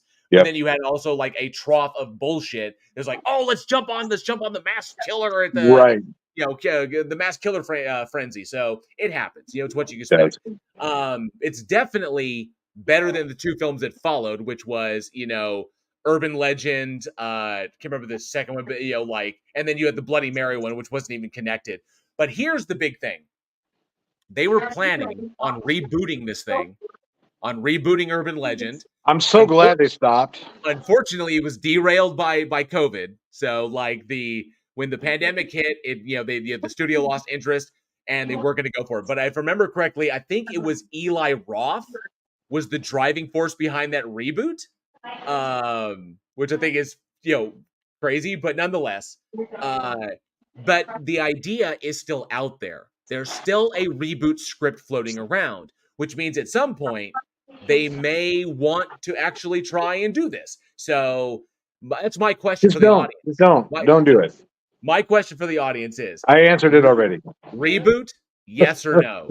No. Reboot Urban Legend, yay or nay? Let us know down in the comments below, weekinhorror@gmail.com. We definitely hear where Johnny thinks about this. So this is one time that we're going to ask you a question where there is a correct answer, and the correct answer is no. Absolutamente nada. Good Lord. Pan's Labyrinth. Absolutamente nada. Thank you, Doug Jones. You are a legend. Yeah. Absolutely. I am about to. I do have to get off of here because I got family back in, so I got to get out of here and go back to doing family stuff. Oh, okay. That's a shame because we're about to talk about a Joe Begos film. And I know it, but kids and growing up, and then I'm just kidding. This is fun. I got to go be a dad. So cool. All right, Chief. Bye, everybody. Make sure you give JL shit for liking shitty movies. Definitely. Thank you, bud. All right. So definitely let us know. Reboot, yes or no, down in the comments below. I'd love to hear what y'all think. Likely it's going to be like hell knows, like Angel Rivera says, not no, but oh hell no. So like a Will Smith, oh hell no. So I see a lot of no's in there. Yeah, definitely a lot of no's. God, no, nay, no, nah. So yeah, a lot of no's. But yeah, thank you, Johnny, for hanging out with us tonight, for hanging out with a couple of films. Let's dive into our next one because we got 2 more to talk about. So this next one, and it kills me because I would love to hear Eugene's take on this and Johnny's as well, because the next film is a Joe Begos film. So released September 27th, 2019, we have the Joe Begos film, and I say that for a reason, Bliss. Let's check out this trailer. Let's cue up the terror tube.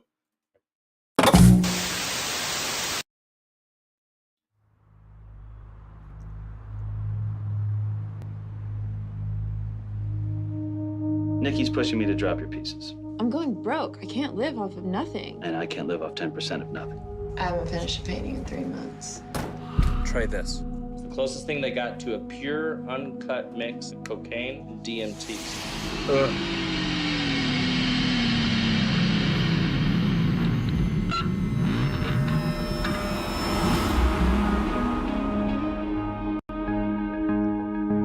If the drug is called Diablo. I started painting again. I don't know, something came over me and then it all just started pouring out of me. I don't even remember doing it. Like you blacked out? It was like I was possessed. I mean, that's good, right? Yeah, it's great. Tell me, Des, do you think it was the bliss or the blood? Whatever you gave me, just let me know so I can kick it with something else, because I am not well. I feel like I'm dying. You're not gonna die. Trust me. I saw you painting in there. I saw your inspiration all over the counter, too.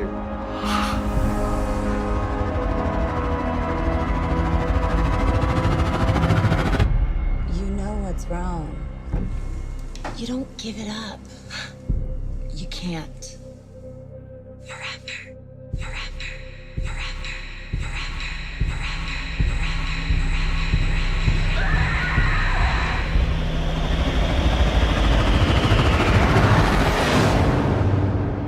It's gonna be my masterpiece. Yes, that was the trailer for Bliss.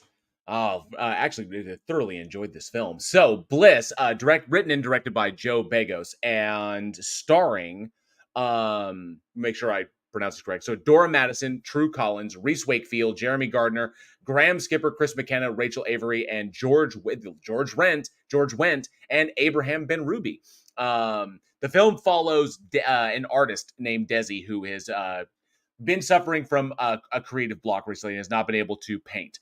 And the film follows her descent into madness after taking a powerful hallucinogenic drug to overcome her creative block. Everything about this film I thought was absolutely phenomenal. So the big thing about it, first and foremost, the film itself is a meditation on or I would say this is more like a psychotic meditation on addiction in and of itself. Addiction from a creative standpoint, how creators or artists are addicted to that to the art of creating, to actually building something up, and of course addiction as far as drugs go as a form of escape, and the additional addiction of being a vampire. So, oh yes, Rave Dark said, isn't George Wendt Norm? Yes, Norm from Cheers was in this, as was Abraham Ben Ruby, who you should remember from what was the heck, Joe? I mean, he's the big dude, but you should remember him from, I think it was Parker Lewis Can't Lose. So yeah, but yeah, I was like, he's been around for forever. But he was also in Begos's film VFW. He played the Killer Santa, he played the Killer Santa in Christmas Bloody Christmas. So, but yes. This is okay, Case Cooper says, I found that writing is an addictive experience. The art of creating, the concept or just the process of creation can become very, very addictive. As these worlds build and as an artist, they are your worlds that you're creating. That can become an addiction. And when all of a sudden you can't get that, or you have that blockage, it can become devastating, not only to your psyche, but also to your body itself. There's a physiological dependency on that. And this film explores that in an extraordinary way. I love the way the trailer contrasts. It's like Gaspar Noé by way of Abel Ferrara. My eyes was that this film was very much like Requiem for a Dream meets Near Dark, was in that sense. And so the beauty of that is obviously when you compare this film, I think Begos's big stylistic trilogy is Bliss, VFW, and Christmas Bloody Christmas. In Bliss, like what he established and what he has in Christmas Bloody Christmas is very refined. He has his color palettes down. He knows how to play with color to convey the emotions he needs or to just tell you things about the scene. In Bliss, it's very, very raw. And I love that raw feel to it where it's almost haphazard and mad. It's just mad dash. But that also reflects Desi's journey through the film as Dora Madison, who is an absolutely fearless actress who's willing to dive into these darker areas of her characters. It puts in a phenomenal performance. Wild that because I first saw Dora Madison, first became aware of her in Dexter. She played Masuka's daughter in Dexter. So in this little small part that was in a few episodes. And now she's gone on to be able to embrace these hardcore characters that really explore the darker areas of humanity, which I thought was absolutely brilliant. Bliss is, for lack of a better words, Bliss may be too visually intense for some. There's a lot of scenes where things are washed out in color and you only get fleeting images, almost like how an artist paints on a canvas and how only when you get up close or you see things from a particular angle, you may see specific definition. And that's intentional. I believe my take is that's absolutely intentional because the film itself mirror, like the construction of the film, but the cinematography of the film mirrors Desi's vision of her art and how she creates. So how she's interpreting the world is very much the same, which I thought was a brilliant way to tell her story as she navigates this drug that is way too extreme, and the fact that she's become a vampire because of her friends or her supposed friends who have they intentionally have infected her. But another way it's interesting is that we talked last week on the last episode about fangless vampire films. We were talking about The Stranger, where the focus is not so much on vampirism or like the classic vampire tropes.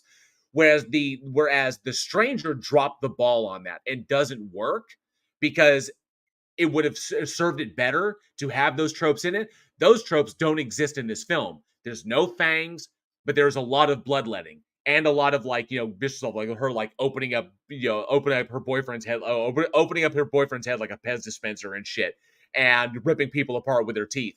There's a lot of extreme violence in it, but performed, I would say, in a very, very, in an extremely artistic way that services the plot, not just for gore hounds, not just for the sake of gore, which I thought was absolutely beautiful. Begos Begos's story here is brilliantly done because it explores the notion that our perspectives are completely subjective and how when those subjective experiences interfere with others or collide with others, that it can oftentimes result in devastation, which is ultimately what happens to Desi, because her perspective of the world does not jive with virtually everyone, not her boyfriends, not her agents, not the gallery owner, not her friends who are the drug dealers, not even her drug dealer friend, who seems to care for her the most, which is wild. The guy who sells her poison actually cares about her well-being more than her own boyfriend does, which is fascinating.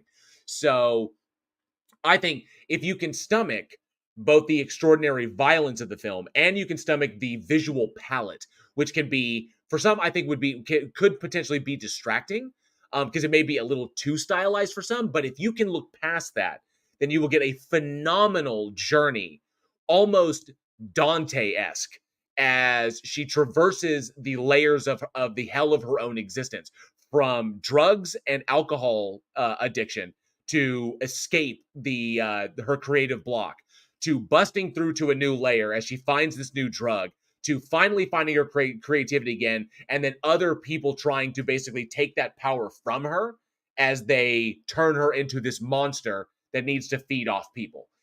Ultimately in the end, throughout the whole film, progresses as her painting itself progresses, as the kind of the mother of soul, like the mother built upon souls, which is really, really fascinating. A lot of subtext to this film, and definitely demonstrates the raw brilliance of Joe Begos, which he refined even better, which got better in VFW and Christmas Bloody Christmas. I can't wait to see what he has next. Casey Cooper says, if I could get all the stories down on paper, I'd be more prolific than Stephen King. Sometimes they're running through there. Very psychedelic. It absolutely was sarcasm. Very psychedelic. A lot of abstract scenes and a lot of surrealistic scenes. Not to mention the way colors are utilized, no matter where they're at, whether they're in a club on the dance floor, or they're in a bar having an argument, or she's in the bathroom, throwing up and wondering what the hell is wrong with her, or she's in her apartment as her apartment slowly decays around her. But the painting, the canvas she's working on, comes more and more into focus, as though all of her life is being drained out of the world. Like everything is being drained out of her world to go into this painting, which reflects the artist in that they put every ounce of themselves into their work. So a fabulous subtext. I absolutely love this fucking film. Not for everybody because of the visual style, but I think if you can look past that, you would really, really dig this. Sarcasm says it's the film embodiment of a really, really bad acid trip. I could agree with that. I could agree. Raven Doctor says I can't get even one down. Think it may be my my autism issues. I'll start to get a few pages down, then I never continue. It can be tough. Keeping that narrative, keeping that going, that train going, it can be difficult. It's even difficult for me sometimes. It absolutely is. Regular Jeff, good to see you, bud. Thanks so much for being here. Says, hi, all. Was out working on car and forgot to keep track of time. Well, I'm glad you're here now. Thank you very, very much. So definitely, if you haven't had the opportunity, check out Bliss. I believe it is on Shudder right now, and it's definitely worth your watch. Worth a watch. And I would consider doing a triple feature of Bliss, VFW, and Christmas Bloody Christmas, so we can see the progression of Joe Begos' work. Not to mention his films, Almost Human, and there was another one I'll remember. If you look it up, you'll find it. But Almost Human was his first film. It was also really, really fucking good. Tubi, thank you. It's on Tubi. So definitely check this one out if you get the chance. But considering Joe Begos' work and how he's honed his style through the films that he's done, from his most raw work in Almost Human, going all the way up to Christmas Bloody Christmas, my curiosity is, what do you think is the best Joe Begos film so far? Because he's not done yet. He's got more on the way. So my question is, what do you think is the best Joe Begos film so far? Let me know down in the comments below, or weekinhorror@gmail.com, what you think is the best. Okay, so sarcasm, when they said Gaspar Noé by way of Abel Ferrara, I could see that, but I would actually say Gaspar Noé by way of Panos Cosmatos. That's the feeling that I got. Very much a Cosmatos feel to the film, with that kind of near dark, frenetic energy. So Gaspar Noé in his embracing of all aspects of the human form, and then you have like the near dark, frenetic energy and caught between the world of being a vampire and wanting to be in your own identity, and the Panos Cosmatos almost 60s, 70s stylistic, almost like LSD surrealism cinematography. So I would say that would be more, would be better in describing Begos' work in Bliss. But definitely check it out, because Dora Madison is next fucking level in this film. She is absolutely phenomenal. She was on Dexter. You may recognize her from Friday Night Lights or from Chicago Fire, but some of the movies she's done and some of the work she's done is absolutely phenomenal. And I think, what has it got? After she did this, she was in VFW, she was in Christmas Bloody Christmas, and I know she's got more stuff coming out, but absolutely phenomenal. She also did an episode of Into the Dark for Hulu, which is pretty cool. So definitely check that out if you enjoy her. She gives a fucking phenomenal performance in this film. She goes to the absolute limits, especially the final confrontation when it goes down between her and her friend, right there in the with the painting, lording of the image of her lording up above on the canvas, looking over this battle taking place for her. Oh, it's so fucking great. Oh yes, absolutely, definitely one not to miss. Sarcasm says, I really like Almost Human. I enjoy an occasional sci-fi twist in my horror. Fuck yes, Almost Human was surprisingly good. That one caught me by surprise. So, but yeah, that one was really, really solid. Oh, and Mandy. Yeah, Mandy, Panos Cosmatos, absolutely. So, yes. Oh, Raven Dark says, Bliss looks too much like Jacob's Ladder, and that one bothered me. Jacob's Ladder, in the same kind of surrealistic, horrific surrealism style, but a different concept. Whereas Jacob's Ladder was about reconciliation, I would say that Bliss was about dedication, was about how far are you willing to go, to be yourself, and what are you willing to do to do what are you willing, or how far are you willing to go to do what you want to do, or to essentially kind of like self-identify. You are an artist, you are a creator. How far are you willing to go to be a creator? Do you have the fortitude to do this? And we see Desi walk through those travails. So Tesla Radio, good to see you. Thank you so much. Says, yep, I'm late. Good evening, everyone. Good to see you, Tesla. Appreciate you being here tonight. Let's move on to our next one. And our last one for the night, for the night. And I like going this direction because we don't get to talk about these very often because they're not made very often. But released September 29th, 1972, we have the Western horror film Enter the Devil. Let's check out this trailer of this somewhat intriguing but problematic film.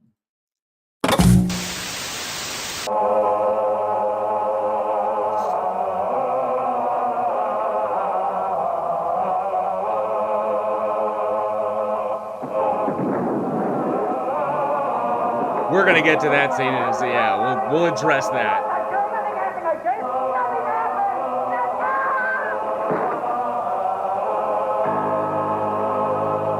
Disciples of death, a nightmare from out of the past, reborn to turn the hours of darkness into a time of terror.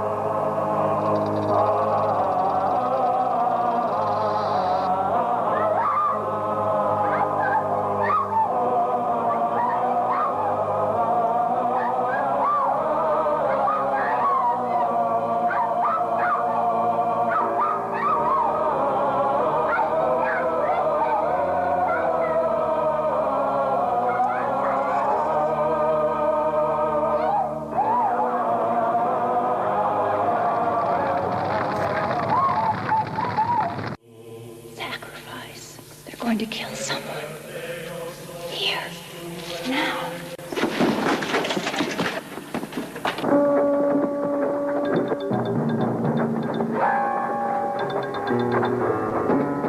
Burn her! Burn the witch!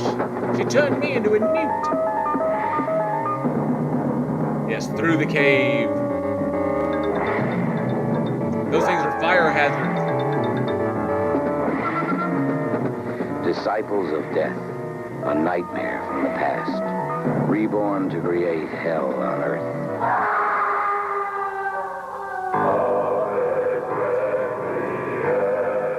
Disciples of death.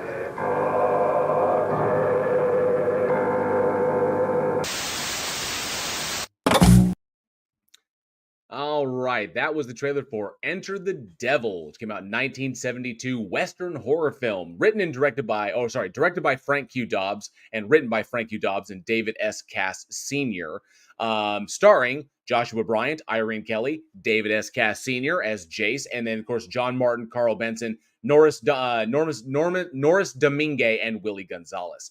So the film, this is what was fascinating to me. So the film follows a deputy sheriff as he investigates a number of suspicious deaths that he finds are in deep Southwest Texas, on the border of Mexico, where he finds that they are linked to this kind of like odd esoteric Christian cult that is operating in the area, and it holds their little their rituals in these caves.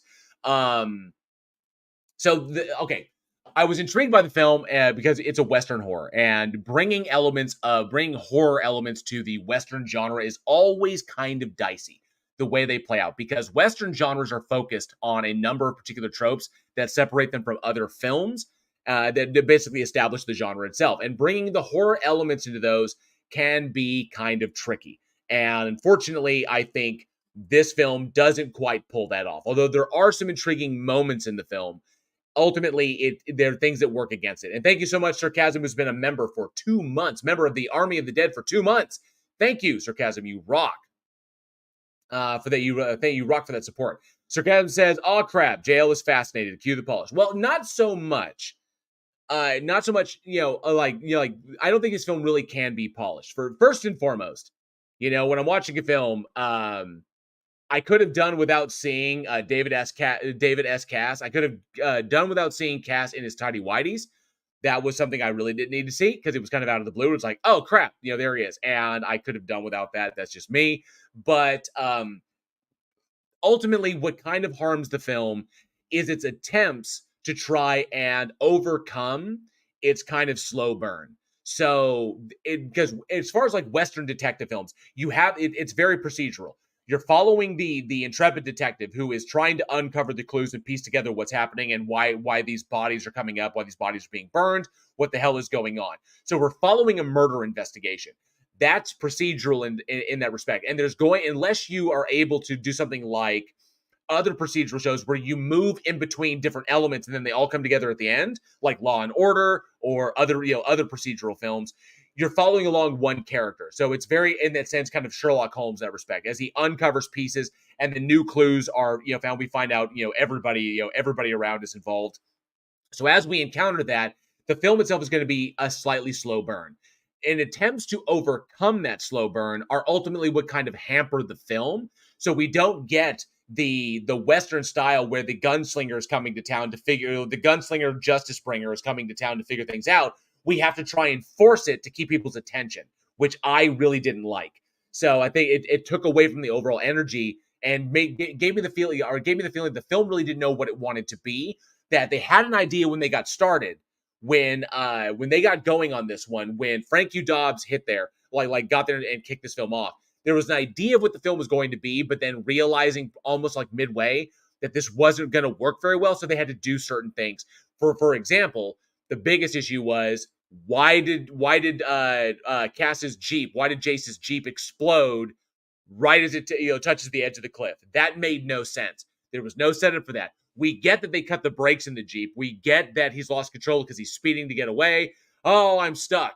And then all of a sudden, he's going to drive off the road and he's going to die. But he goes off and then all of a sudden it explodes. That's not necessary. That's to try and grab the audience's attention because of two things. One, it's a slow burn narrative. But two, everything in the film, or virtually everything other than the cave sequences, utilize natural light. Shooting outdoors in desert conditions, very, very difficult to try and make it look natural because it's so dark out there without the ambient light of the nearby city. So when you're around the town, especially with like the hotel, you get street lights and you can make it look more natural. It's a lot easier. But when shooting way out there in the middle of nowhere, that's really, really hard to set up lighting to show the scene and make it look natural as possible. Because it was so dark, this resulted in the images being darker than normal. To overcome that, because now you have dark imagery, you have like a dark scene, and you have a slow burn scene. That's enough to start taking people out of the story. Because like, oh, it's too dark, I can't see what's going on. Oh, this is plodding along, yada yada. I'm bored. So you have to intersperse it with these explosive moments to try and recapture the audience's attention, like a Jeep exploding for no reason, or like what went down in the cave when they were committing the final sacrifice, or when the girl's going to visit, she's going to visit Cass in his hotel room, in his little motel room, and then the dude grabs her out of nowhere. But that's pointless. It doesn't serve the plot. It's all red herrings designed to keep the audience off balance so that you have this big, sudden, shocking reveal at the end when everybody in town is actually a part of the cult. And so it's only the law enforcement, the white law enforcement officers. Now, when I say white, that's what was kind of problematic about this film, that some people may not really dig. So Enter the Devil has a couple of some big things to go against it. Number one, its depiction of cult activity is very stereotypical. If you think about early 70s, the rising idea of the satanic panic, which was, had not yet picked up steam, but was getting there. So movies about, cultists and human sacrifice and all this stuff, but then flipping the script and saying it's a Christian cult, more like a Gnostic Christian cult. So you have that. Okay, that's one way. That's one thing that's one misstep they make, but that's kind of like neither here nor there. The big issue is everyone in the cult is fucking Hispanic. They're all Mexican. They're all Latino.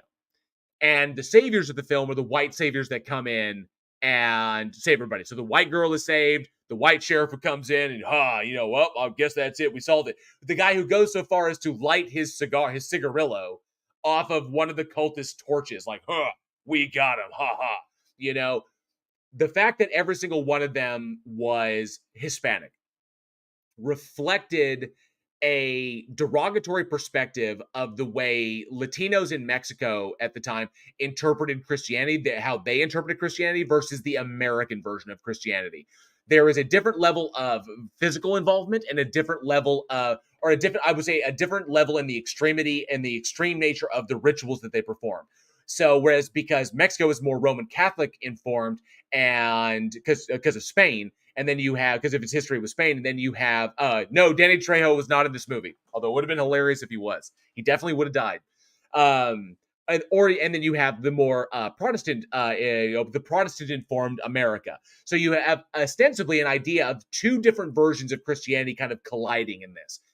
But the fact that they had to make them all Mexican, I felt was really, really bad, because it also reflected a growing distrust of our neighbors to the south due to what was going on with the drug trade and the growing problems that we would see in the 80s as cartels begin to take over the drug trade and funnel cocaine into America. So there was already in the 70s a growing distrust of Mexico and the apparent lawlessness of Mexico. And when you also factor in things like the superstitions that they hold to, the way they interpret Christianity, there is a natural divide kind of there with the between Catholicism and Protestantism. And this was definitely a kind of anti-Catholicism, anti-pagan, Mexico kind of mentality going into the shit that was very, very, very apparent. Not to mention the blatant and gross misogyny in how the Mexican characters were portrayed and whether the Latino characters were portrayed.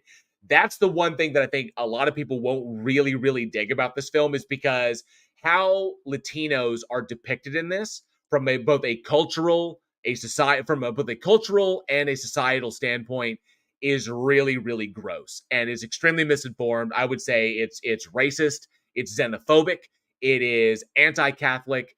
There was definitely some agendas in making this film, because it's Enter the Devil, but they're not worshiping the devil. The cult doesn't do that, but they are performing human sacrifices as a part of their kind of like Gnostic Christian cult because of how they interpret it.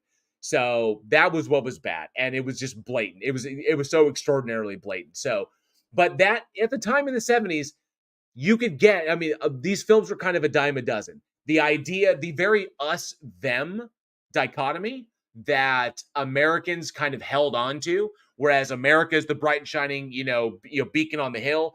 Everybody else kind of comes close or is very, very far away. It was always about how much they're not us. And with Mexico at the time and relations at that time, this film kind of reflects that. But this is not the only film. Other films did that as well. There were British films that did it. There were German films that did it. There were every country had its kind of like beefs with other people. And so the tribalism, the national tribalism, or the nationalistic idea of what America is versus what everybody else is definitely on display here. So it's an interesting idea to look at where we, I say in the road in the history of horror, how personal agendas, no matter how irrational they are, kind of inform the horror that we see, and the tales that we tell. So, but as far as what Enter the Devil adds to the genre, what it brings forward, it's competently shot. I mean, despite the fact that most of it is just too dark because of where they were shooting, which is out in the middle of nowhere in South Texas, and its portrayal of Latino characters and how it pretty much just writes them all off as, crazy paganistic Christian, Gnostic Christian psychos willing to, kill people for God, which is totally wrong. And then, then how all the good guys are white and they're all like white Texans that have to come in and save the day, like gunslingers in the Old West. Yeah, not very good, not a good representation, but definitely an intriguing story. But unfortunately, the premise itself and all the good that could have been done in that and the exploration of that premise is lost in this effort to tell a kind of like nationalistic narrative and kind of reinforce the idea that America is the constant good and it will always be the good, that we will solve the problems, which I think overweighs it. Now, that may just be that we're too aware of it now. We're aware of these things. We're deeply aware of these things. And that's why looking back on a movie like Enter the Devil, it comes off really, really bad. No, but I would hazard that there were people back in the day back in the 70s and the 80s that saw this film and recognized it for what it was.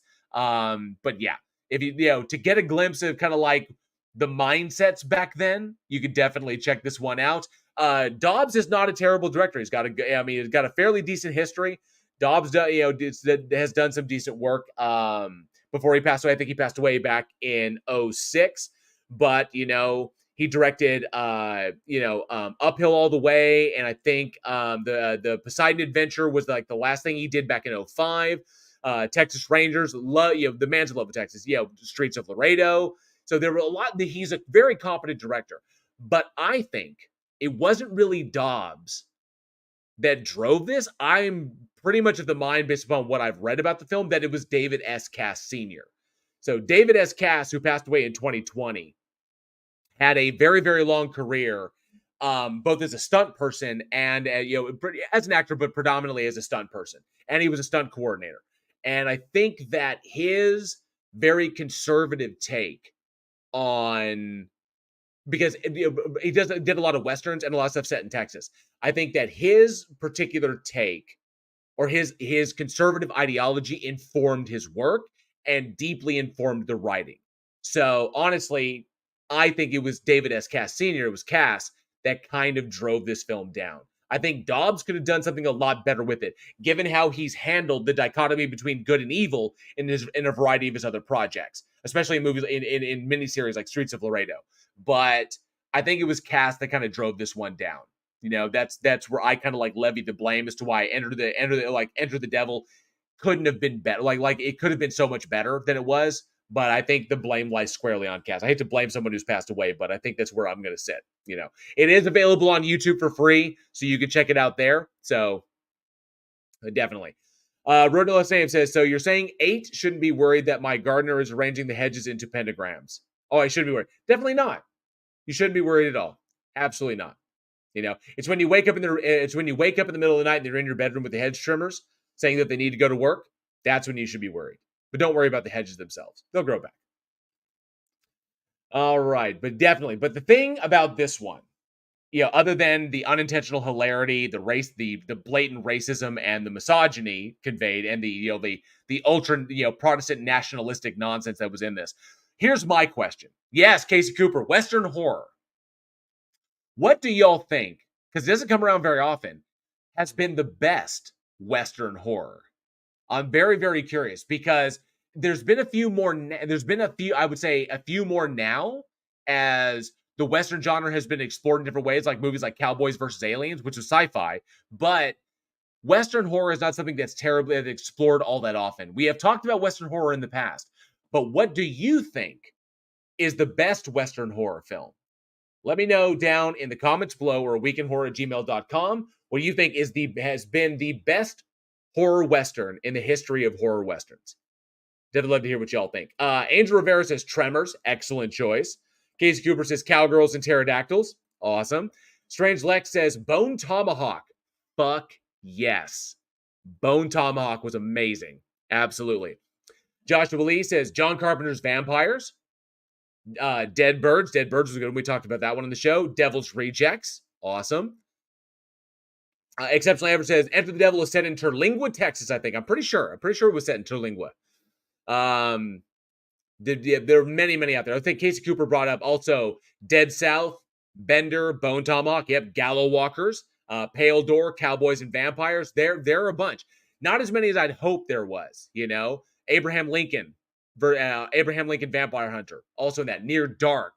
Where I would think Near Dark was more of a neo-Western, but definitely Western horror there. Ravenous. I would say Ravenous would be a Western horror, because it has those ideals conveyed in the characters.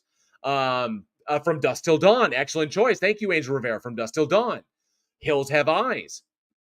So definitely let us know. Excellent selections there. A lot of love in there. So let us know down in the comments below what you think is the best horror Western. Love to hear your thoughts.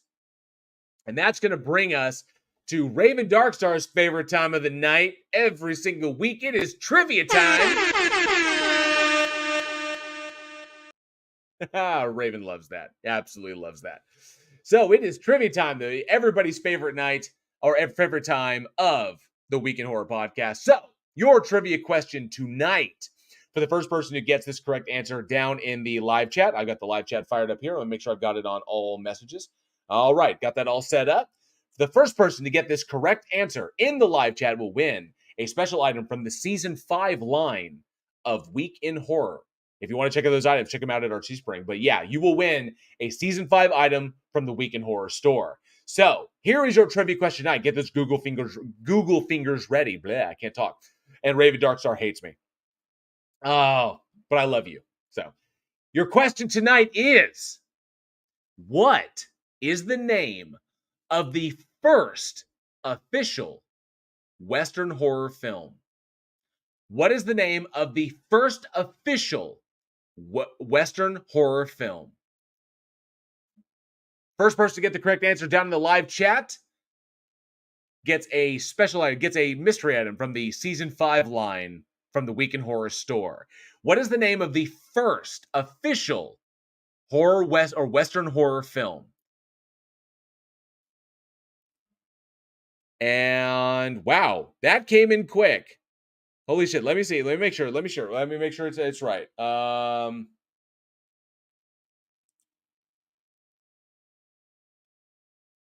Yes, that is correct. Yes, I want to make sure it was right because those things started coming in fast. So you are correct. Sherry Tilly got it with Curse of the Undead. Curse of the Undead was the first official Western horror film.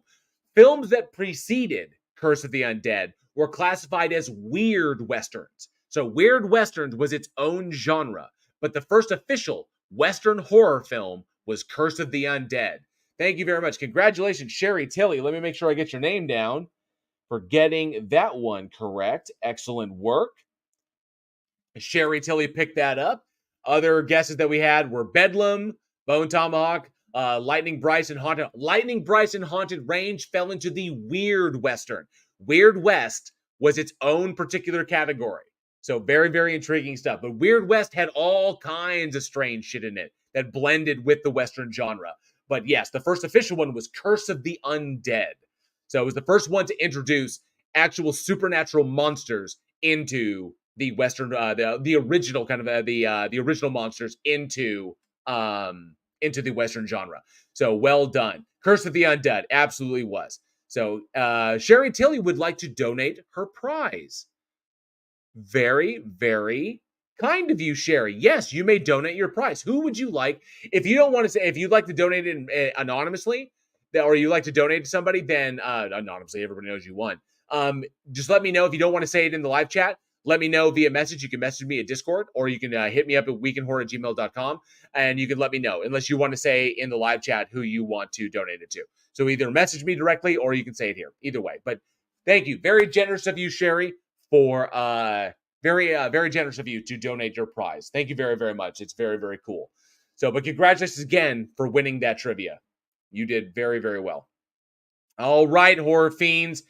That is going to close out this episode, this season premiere of the Week in Horror podcast. I love that outro music. Thank you all so much for joining us. We truly hope you enjoyed the show. And if you did, smash that like and subscribe button. Be sure to hit that bell so you never miss a future episode. Join us next week when we look back at the brutal revenge horror Even Lambs Have Teeth, the identity-bending psychological horror Possessor, expanding the Child's Play mythology in Cult of Chucky, and the high-octane road trip horror Joyride. We're also proud to announce that if you are in Fort Worth, you can meet the amazingly talented artist Joshua Olsen, who does all of the artwork here at Week in Horror. He will be hosting a booth at Arts Goggle 2023 on October 21st in Fort Worth, Texas. Check out artsgoggle.com for further details, and be sure to check out his online store at badsamurai.store. Congratulations to you, Josh Olsen. For more from Week in Horror, check out all the bloody links down in the description. Follow us on the socials for the Daily Splatter, your daily horror recommendation. Join our Discord for watch parties, big announcements, and all kinds of horror shenanigans. And support the show through channel memberships, super chats, PayPal, or even through our Patreon for as little as $1 a month. What are you waiting for? Join us. As always, thank each and every single one of you for an amazing past 5 years. kicking off this season 5. And we're so fucking excited. You are the greatest audience that a horror film podcast could possibly have. I've been JL, your host. Thank each and every one of you. We'll see you next week. And as always, stay scared.